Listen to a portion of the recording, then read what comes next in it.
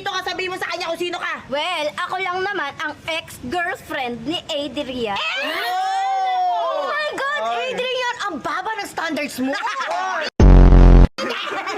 Sobrang baba!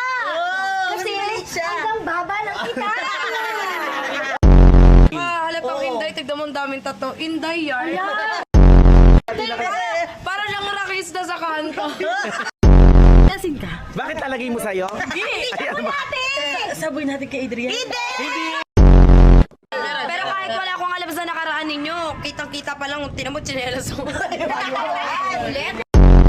Ano, kesa naman dun sa ano, literal mo tawag dun. Literal na muta.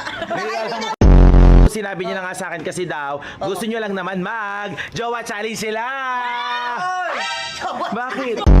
Ay, alam ko na yung jowa challenge nila. Tutulungan siya ni Adrian sa bakery magtinda ng tinapay. Kanta ako sa kanya. Ano? Oh, ano? Ano ulit yan? Tutuloy ko. Oh, ano? Saan? Bakit meron katulong na naman?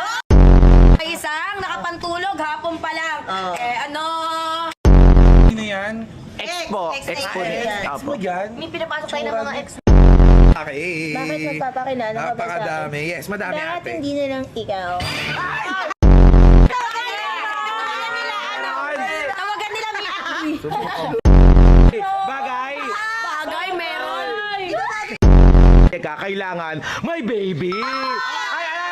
Ay, ala! Baby! Ano? O bakit? Baby na. Apal laki natin pares. Baby na. Payat. Ah, Ewan ko. Mami! Baby at mami. Okay lang, oo. O ikaw. Bakit pa baby na? Hindi.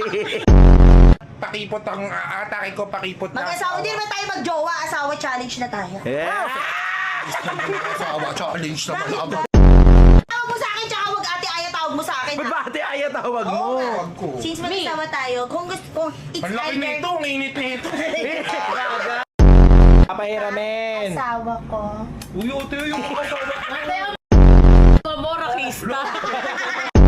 Ay, akit naman ng mga anak. Yung pang... Ganda ng bunso mong anak ko. Cute naman daddy ko, pogi-pogi. Huwag na mahiya. Asawa